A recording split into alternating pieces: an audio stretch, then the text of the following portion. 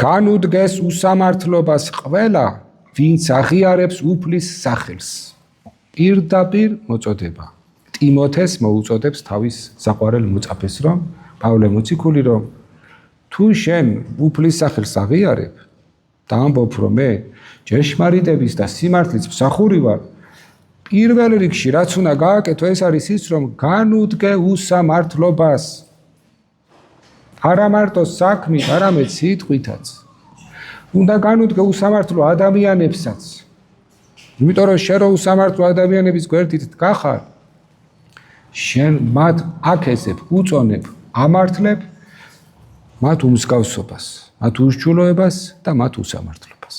აი ეს არის ერთ-ერთი მთავარი პრინციპი.